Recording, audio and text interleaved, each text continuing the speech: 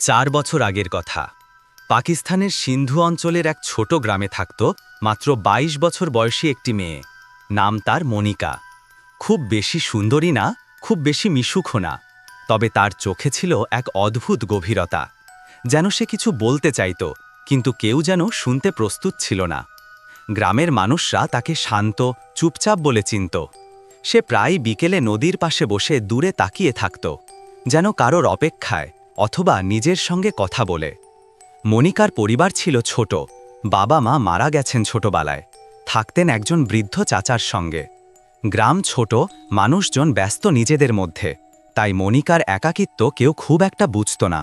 সেদিন বিকেলে হঠাৎ আকাশ কালো হয়ে আসে। প্রবল বৃষ্টি শুরু হয়। বাতাসের তীব্র শব্দে পুরো গ্রাম কেঁপে ওঠে। মনিকা তখন নদীর দিকে যাচ্ছিল। তার অভ্যাস ছিল সন্ধ্যার আগে কিছুক্ষণ একা বসে থাকা। হঠাৎ দূরে সে দেখল একটি ছোট্ট কুকুর নদীর পাশে ভাঙা কাঠের সেতুর কাছে কাদার মধ্যে আটকে আছে। সে কাঁদছে, শরীর কাঁপছে। এক মুহূর্ত দেরি করল না মনিকা। বৃষ্টিতে ভিজতে ভিজতেই দৌড়ে গেল। কাদা পায়ে লেগে যাচ্ছে, নদীর পানি ক্রমশ বাড়ছে, কিন্তু সে থামল না। ঠিক সেতুর কিনারায় দাঁড়িয়ে কুকুরটি সরে গেলে নদীতে পড়ে যাবে। শেষ মুহূর্তে ঝুঁকে মনিকা তাকে তুলে নেয়। কুকুরটি ভয়ে কাঁপছে, আর মনিকা যেন নিজের প্রাণ ফিরে পেয়েছে। বৃষ্টিতে ভিজে কুকুরটিকে শাড়ির ওড়না দিয়ে জড়িয়ে মনিকা বাড়ি ফিরে এলো। বৃদ্ধ চাচা প্রথমে রেগে গেলেন, এত ঝড়ে বাইরের এই প্রাণী আনলে কেন? মনিকা শান্ত গলায় শুধু বলল, আজ যদি আমি ওকে না আনতাম ও আর জীবিত থাকত না। চাচা কোনো উত্তর দিলেন না। সারা রাত মনিকা ঘুমায়নি। কুকুরটিকে একটি পুরনো কম্বল দিয়ে শুইয়ে রেখে পাশে বসে থেকে বারবার মাথায় হাত বুলিয়ে বলছিল, তুমি এখন নিরাপদে আছো, ভয় পেও না।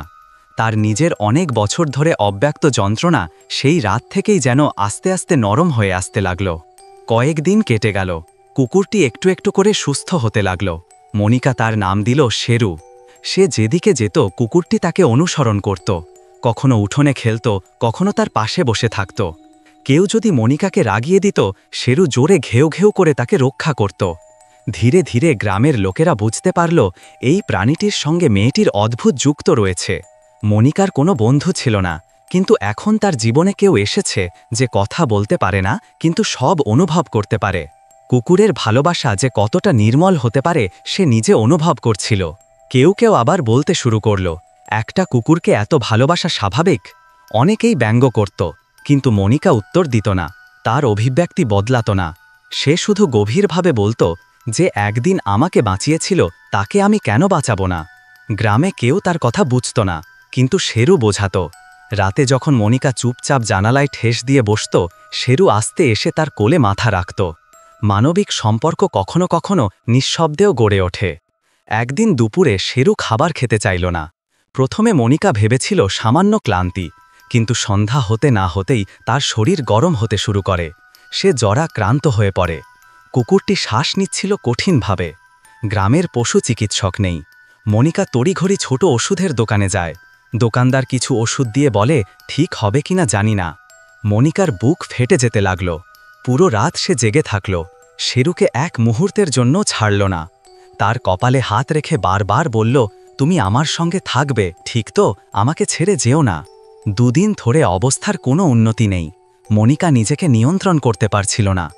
এক রাতে এসে কুকুরটিকে বুকের কাছে টেনে নিয়ে কেঁদে ফেলল। তার চোখের জল শেরুর গায়ে পড়ছিল। সে আস্তে বলল, তুমি শুধু একটি কুকুর নও, তুমি আমার নিঃশ্বাস।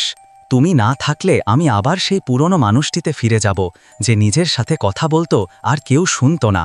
আমাকে আবার একা করে যেও না। নিঃস্বার্থ স্নেহ এইভাবেই জন্ম নিল। কোনো প্রত্যাশা নেই, শুধু হারানোর ভয়। তৃতীয় দিনের ভোরে শেরু চোখ খুলল।